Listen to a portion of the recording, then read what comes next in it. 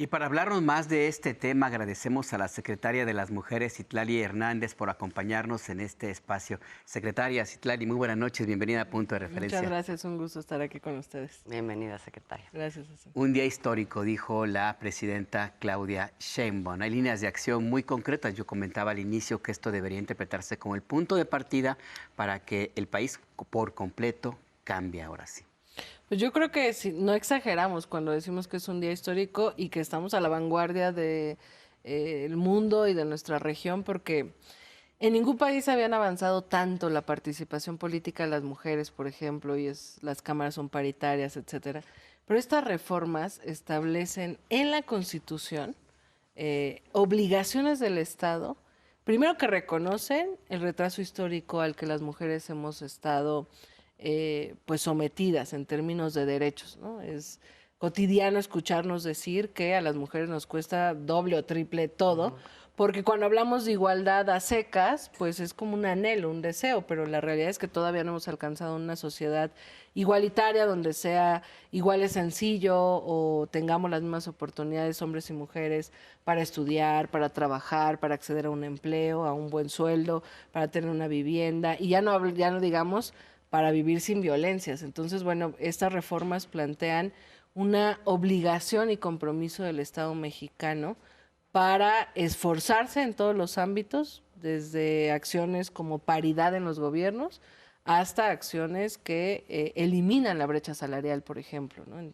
que mismo trabajo, mismo salario que hagan hombres y mujeres, que tristemente a veces conocemos muchas realidades de trabajos que los hacen, tienen el mismo puesto, el mismo trabajo, hombres y mujeres, y lamentablemente las mujeres tienen menos sueldo. Entonces, bueno, la verdad es que es histórico, son las primeras reformas que presenta la presidenta Claudia Sheinbaum, ya se aprobaron, hoy ya la publicó en el Diario Oficial de la Federación y mañana inician en vigor y a raíz de eso, bueno, se realizarán otras leyes secundarias y, digamos, todo el Estado mexicano nos toca entrar en coincidencia con esa norma constitucional.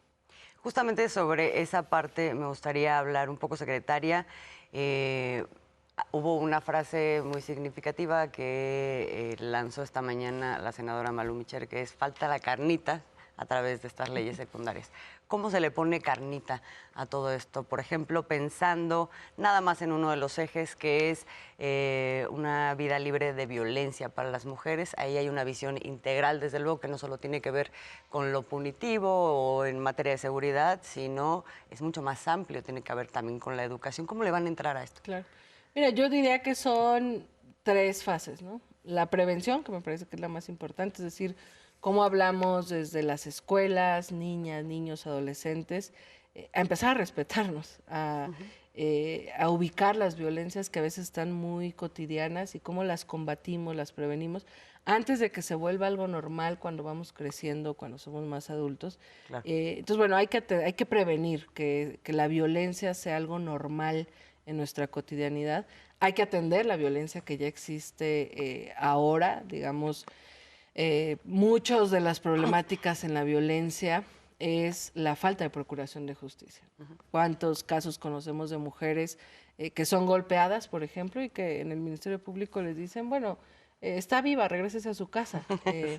Y lamentablemente las siguientes golpes vuelve a no actuar una autoridad y termina muchas veces o tristemente en un feminicidio. Entonces, estas reformas plantean, por un lado, a todas las autoridades de la seguridad que tengan que ver con seguridad pública, a asumir un enfoque de género, digamos, que la acción de las fuerzas policíacas tengan ese enfoque, y a todas las personas juzgadoras también, que esto implica, pues por supuesto, y ahí estará la Secretaría de las Mujeres, una capacitación constante, reformas a las leyes. Esta reforma constitucional también plantea la creación de fiscalías especializadas para atender específicamente delitos de género. Hace algunas semanas atendimos, por ejemplo, un tema en Querétaro.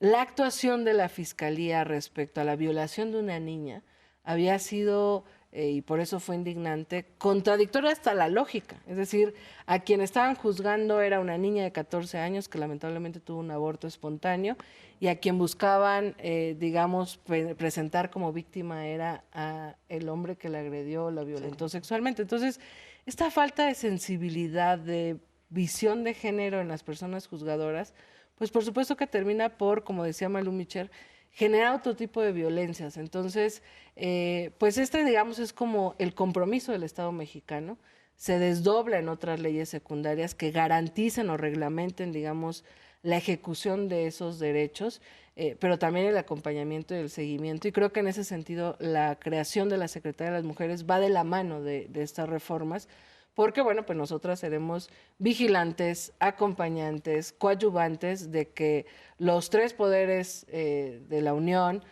todos los gobiernos de los tres órdenes, digamos, federal, estatal y municipal, digamos, como que asuman esta nueva mandato constitucional, que además una de las reformas plantea los deberes reforzados con las mujeres, que esto parte de el compromiso que se tiene con la igualdad entre hombres y mujeres, con la atención y la prevención a la violencia, pero también el reconocimiento de que hay que reforzar los esfuerzos cuando se trata de mujeres por la violencia que a veces, pues lamentablemente, se ha normalizado en nuestro país y en general en el mundo, ¿no?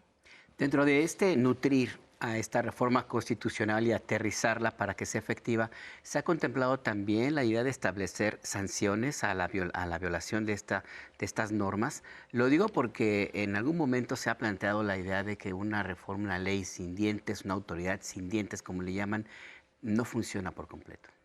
Bueno, no atender una ley o no atender la Constitución tiene sus implicaciones. Justamente por eso es importante, porque no es un discurso político, no es un acto simbólico, es la principal norma constitucional y las leyes. Y una de las cosas que la presidenta, que anunciamos también ya hace varias semanas con ella, es la entrega de una cartilla de los derechos a todas las mujeres de este país. Entonces, ¿por qué queremos la máxima promoción de los derechos de las mujeres? Porque eso va a permitir que haya una mayor exigibilidad, eso va a permitir que, por ejemplo, si yo ya sé que tengo derecho a ganar igual que mi compañero que hace el mismo trabajo, pues tengo que exigir mi derecho, ¿no? Entonces esta cartilla va a tener una línea que estamos trabajando, una línea de las mujeres, que pueda marcar y decir, bueno, me dijeron que yo tengo este derecho, pero pues en mi empresa no pasa.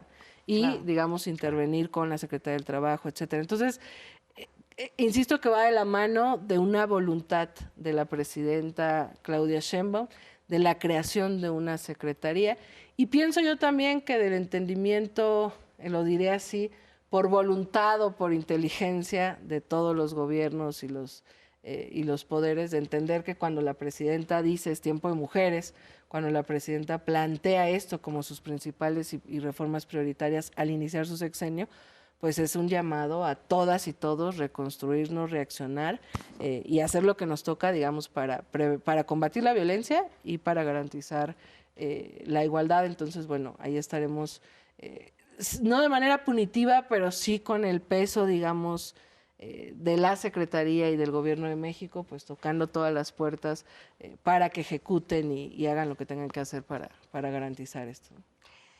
Veo que va a haber mucho trabajo con la función pública, sobre todo, digamos que asume como responsabilidad ser parte de todo este proceso.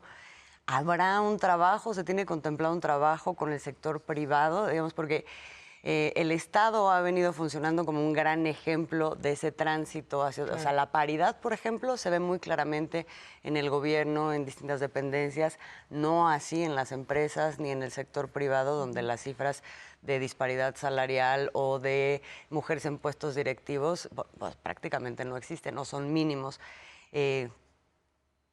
Y hablando de otros derechos, lo mismo. ¿Tienen pensado los medios de comunicación, por ejemplo? Mira, tenemos pensado muchísimas cosas porque pienso que es emocionante pensar que lo que podamos avanzar este sexenio sin duda va a impactar, yo lo digo así en los últimos tiempos, a que las niñas que crezcan y nazcan en este sexenio tengan mucha mayor perspectiva de futuro, de seguridad, de paz, que la que tuvimos a lo mejor tú, yo, nuestras madres, nuestras abuelas. Entonces hay que hacer todo lo que esté a nuestros alcances. Y tenemos pensado muchas cosas y hemos dialogado pues con sectores y cámaras empresariales justamente a cómo, digamos, todos los actores de la sociedad, públicos o privados, podemos hacer algo que nos permita alcanzar esa igualdad sustantiva y combatir la violencia. Por ejemplo, con las empresas o con algunas cámaras empresariales hemos hablado, que empiecen a adoptar una serie de cambios de conductas o de buenas prácticas en las empresas, fomentar la paridad en sus áreas directivas. A lo mejor no lo harán de la noche a la mañana, pero si un año empiezan a darle, digamos, a tener mayores o más mujeres en los consejos, en las áreas directivas, pues a lo mejor al acabar este sexenio habrá empresas que logren la paridad, a lo mejor hay otras que alcanzarán el 30, 40%, pero que se atienda a este llamado. Entonces, en los medios, bueno, nos tocará, en su momento queremos proponer guías, manuales comunicativos que permita pues evitar los roles de género, las violencias que a veces están normalizadas en algunos programas de televisión. Entonces, hasta las exigencias físicas. Hasta ¿no? las exigencias físicas, claro. Entonces, vamos a hacer desde la Secretaría todo lo que esté en nuestras manos en términos del cumplimiento de estas normas constitucionales y leyes, pero también la capacidad de convencer y sensibilizar a quienes pudieran no sentirse obligados. Claro. Y me parece que el llamado de la presidenta en sí mismo es muy fuerte para que todos los actores sociales, privados o públicos, pues se sumen a este tiempo de mujeres, ¿no? que hemos denominado. Pues partimos de la base que la Constitución es para todas, todos y todes, y por lo tanto no puede haber nadie que no se sienta obligado. Secretaria Citlali Hernández, muchas gracias por estos minutos. No, al contrario, muchísimas gracias. Gracias y estaremos viendo esas leyes secundarias. Muchas gracias, secretaria. Gracias, Azul.